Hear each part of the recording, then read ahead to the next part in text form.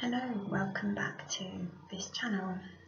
If you haven't been here before, then I talk about things to do with fibromyalgia, and this week I'm talking about the resources that I make use of to either help me when I'm having a fibro episode or to help me just to live in a way to prevent me falling into a fibro episode.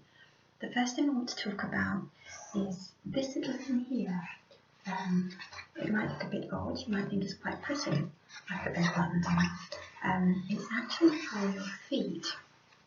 Well, not both feet at once, but you put your foot in, and what it means is that the heel of your foot doesn't chafe and rub against your bedding, because I regularly fall asleep on my back, and I've got issues in my feet anyway, and the pain that would radiate up through my heel and into the rest of my foot and my leg actually was just not worth it. So I found this online.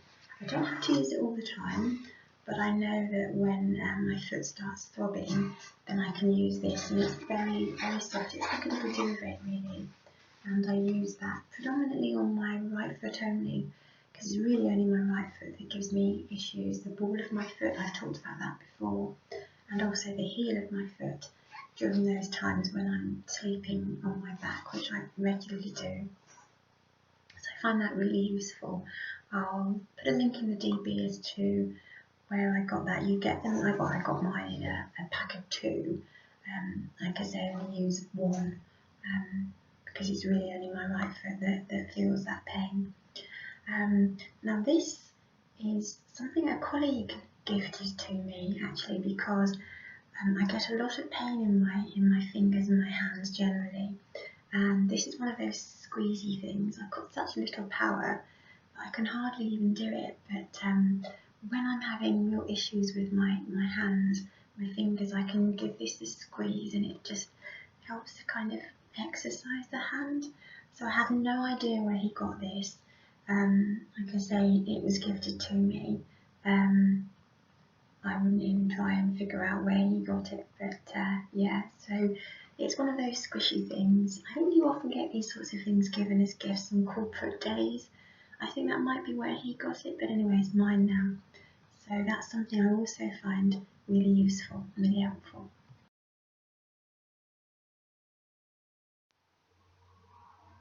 So the next thing I want to share with you is just the design of my kitchen. I redesigned my kitchen within about 3 months of moving in. I moved in June 2017, so by this time I already knew that there was something quite wrong with my body and that I felt all these pains, widespread pains. I didn't yet know that I actually had fibro, but I did suspect it. So when it came time to design the kitchen, I wanted to be able to just grab things. I like to cook, I bake. I find cooking quite therapeutic, and as you know from previous films, I need to have good nutrition to be as well as I can be, and I just know from my previous home, I lived in a flat in the city centre, that I had to have all my plates and things piled up on top of one another, pots and pans nestled within one another. So if I wanted to get at a big pan to make some pancakes, for example, I'd have to take all of them out and then select the one I want, put them all back, and then do the same thing again when I was done with it. As you can see here on the right hand side of the picture, I've got all my pots and pans just hanging, so it's really easy just to grab and go. Similarly with my utensils, everything is just grabbable. I do have a few plates, they're like saucers and side plates for cakes and things. I use those when I have people over, so I don't have to have them on a daily basis. Everything I need on a daily basis for cooking and for eating is so easy to lay hold of. So that was fibro at work in how I had my kitchen designed.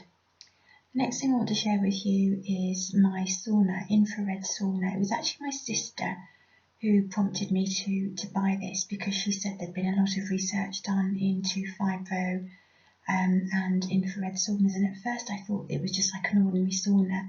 And I have low blood pressure, I've mentioned that in previous films, and I can't take a really hot, humid atmosphere. I pass out. I remember being in Israel a few years ago, and a good friend of mine took me to the Dead Sea, and we went into sort of steam bath, and I was poorly for the rest of the day. I just couldn't. So when my sister suggested this, I was like, no. But then, with pains getting worse and worse, I did my own research, and it turned out she was absolutely right. So thanks, sis. So I bought this. It's quite small. It sits in a corner of my spare bedroom. You can see the dimensions here. On the left, that's something I got online. But the picture on the right is actually my own sauna. You can see it's like a camp stool type thing inside. I regularly ignore the camp stool, fetch that out, and actually just crawl completely into the sauna. I use it both preventative and when I have an episode.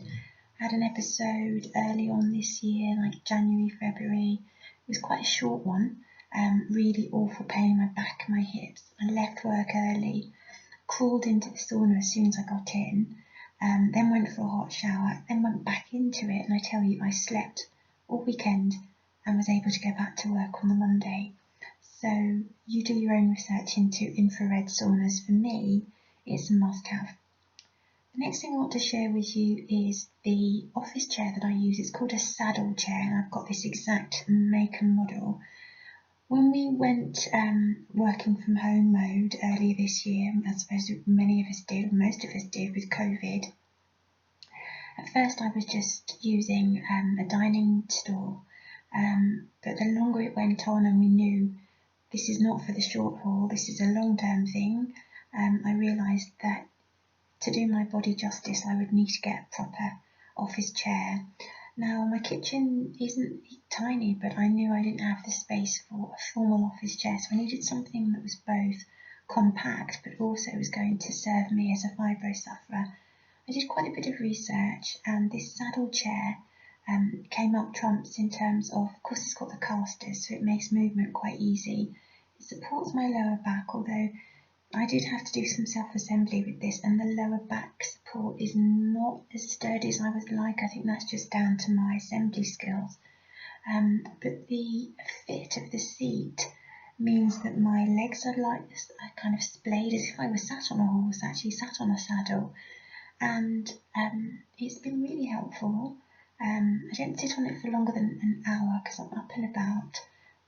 More so working from home than I would if I were in the office, because if I were in the office, for example, I'd have a jug of water on my desk, whereas at home, if I want some water, I get up and go to the sink to get it. So I think the longest I've sat in it is about an hour and a half, and it's fine for that.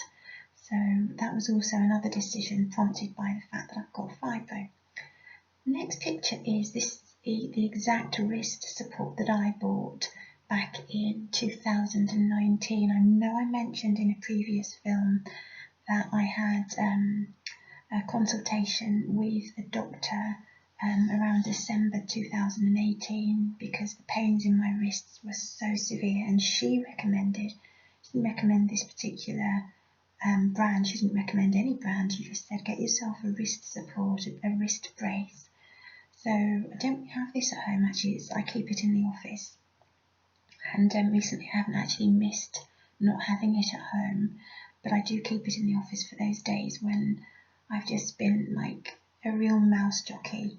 And it's one that I can either use on my left or my right wrist, so it's useful for that. And the next image is of my car, not my actual car, although this is the make and model. It's the Hyundai i10, and the interior, which is on there at the right, is very much like the interior of mine. Now, I come from a motoring family. I follow brothers, avid car fans. I've worked in the motor trade, used to sell used cars actually, if you can believe that, it's true. I've driven I don't know how many cars, sports cars, 4x4s, and I know cars. And it was actually one time when I hired a vehicle, I was given an i10, and I had to drive quite a distance actually down to my sister in Bedfordshire. I'm in Yorkshire, and it was so comfortable, not just the actual seat, but the relationship of the seat to the steering wheel, to the dials I needed, the clutch position, the gear stick and the hand, everything, and the adjustments that one can make to the seat in the i10. It's just an incredibly comfortable car. I can't find it, but there's actually a website I went onto a few years ago, 5 most comfortable cars, and the i10 was up there with like really expensive vehicles. And I can prove, or I can testify to the proof of that. It's an incredibly comfortable car. It's a 5-door hatch, roomy for such a small, nifty little thing. It's a lovely car actually, and I'm putting my money where my mouth is because I'm now on my 3rd model. My first one, which I bought back in 2016, was the old style from 2014. I'm now on the latest model, and it's a lovely car to drive. And then the final shot is of me